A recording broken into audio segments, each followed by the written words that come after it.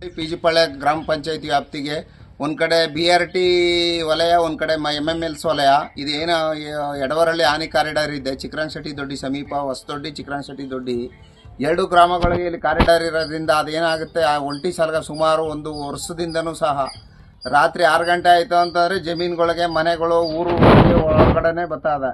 ಅದೇ ರೀತಿ ಡೈಲಿ ಬಂದು ಸೋಲಾರ್ ಬೇಲಿ ಪೈಪ್ಗಳು ಜೋಳದ ಟಾರ್ಪಲ್ ಪ್ರತಿಯೊಂದು ನಾಶ ಮಾಡ್ತಕ್ಕಂಥ ನೋಡು. ರಾತ್ರಿ ಬಂದು ಜಮೀನಲ್ಲಿ ಸೋಲಾರ್ ಬೇಲಿ ಪೋಲು ಮತ್ತು ವೈರು, ಆಮೇಲೆ ಟಾರ್ಪಲು ಜೋಳ ಎಲ್ಲ ಮೇಲಿದೆ. ಆಮೇಲೆ ಯಾವುದೇ ಥರದ ಸೋಲಾರ್ ಹಾಕಿದ್ರು ಕರೆಕ್ಟಾಗಿ ತೀನನ್ನ ಮುರಿದುಬಿಟ್ಟು ಕರೆಕ್ಟಾಗಿ ಕರೆಂಟ್ ಇದೆಯಾ ಇಲ್ಲವೋ ಅಂತ ಚೆಕ್ ಮಾಡ್ಕೋದು.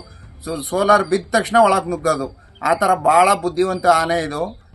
ಹಾಗಾಗಿ ಇದನ್ನು ಆನೆನ ತಕ್ಷಣದಲ್ಲೇ ಬೇರೆ ಕಡೆ ಶಿಫ್ಟ್ ಮಾಡಬೇಕಿಲ್ಲ ಅಂತಂದರೆ ಇಲ್ಲಿ ರೈತರು ವಾಹನ ಸವಾರರು ತಿರುಗಾಡೋರಿಗೆ ಭಾಳ ಕಷ್ಟವಾಗದ. ಆದಷ್ಟು ಬೇಗನೆ ಅರಣ್ಯ ಇಲಾಖೆ ಅಧಿಕಾರಿಗಳು ಹಲವಾರು ಬಾರಿ ಮನವಿ ಮತ್ತು ಪ್ರತಿಭಟನೆ ಮೂಲಕ ತಿಳಿಸಿದ್ರು ಸಹ ಇದು ಕ್ರಮಗೊಂಡಿಲ್ಲ. ಇದನ್ನು ಬೇರೆ ಕಡೆ ಶಿಫ್ಟ್ ಮಾಡಬೇಕು. ಚಿಕ್ರಂಶೆಟ್ಟಿ ದೊಡ್ಡಿ ಕ್ರಾಸ್ ಬಳಿ ಒಂದು ಆಂಟಿ ಪೋಚಿಂಗ್ ಕ್ಯಾಂಪ್ನ ಅಳವಡಿಸಿ ಅಲ್ಲಿ ವಾಚರ್ಗಳನ್ನ ನೇಮಿಸ್ಕೊಡ್ಬೇಕು ಅಂತ ನಾನು ಆಗ್ರಹಿಸ್ತಾ ಇದ್ದೀನಿ. ಎನ್ ಕೃಷ್ಣಮೂರ್ತಿ, ಗ್ರಾಮ ಅರಣ್ಯ ಸಮಿತಿ ಅಧ್ಯಕ್ಷ. ರಾತ್ರಿ 12 ಗಂಟೆ ಸಮಯದಲ್ಲಿ ಮಂಚಳ್ಳಿ ಗ್ರಾಮದ ನಂಜುಸ್ವಾಮಿಯವರ ಜಮೀನಿನಲ್ಲಿ ಆನೆ ನೂರಾರು ಕಟ್ಟೆಯನ್ನು ಕಾಡಾನೆಯಿಂದ ದಾಳಿಯಾಗಿದೆ. ಅದರಿಂದ ಈ ಓಂಕಾರ ವಲಯದಲ್ಲಿ ಸುಮಾರು 65 ಕಿಲೋಮೀಟರ್ ವ್ಯಾಪ್ತಿಯಲ್ಲಿ ಸ್ಟಾಪ್ಗಳನ್ನ ಅತಿ ಕಡಿಮೆಯಲ್ಲಿ ಹಾಕಿದ್ದಾರೆ.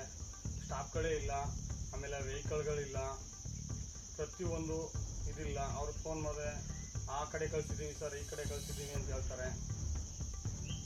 ಅಂಥ ಸಮಯದಲ್ಲಿ ಈ ಥರ ಕಾಡಾನೆಯಿಂದ ಸುಮಾರು 1-1.5 ಲಕ್ಷ ರೂಪಾಯಿ ಬಾಳೆ ನಾಶ ಆಗಿದೆ.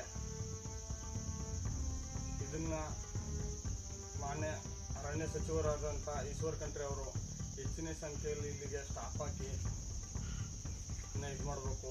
ಸ್ಥಳೀಯ ಶಾಸಕರಾದಂಥ ಗಣೇಶ್ ಪ್ರಸಾದ್ ಅವರು ಇದ್ರ ಬಗ್ಗೆ ಒಂದು ಸ್ವಲ್ಪ ಕ್ರಮ ತೆಗೆದುಕೊಳ್ಳಬೇಕು ಎಂದು ನಾವು ಪ್ರಶ್ನಿಸುತ್ತೇವೆ. ಆದರೆ ಈ ಥರ ಆಗಿರೋದ್ರಿಂದ ನಮಗೆ ನಷ್ಟ ತುಂಬ ಆಗಿದೆ. ಮತ್ತು ನಮ್ಮ ಪಕ್ಕದ ಜಮೀನಿನಲ್ಲಿ ಮಾದೇವ್ ಶೆಟ್ಟಿ ಎಂಬುವರ ಜಮೀನಿನಲ್ಲಿ ಹೈನುಗಾರಿಕೆ ಮಾಡ್ತಾರೆ ಅವರು.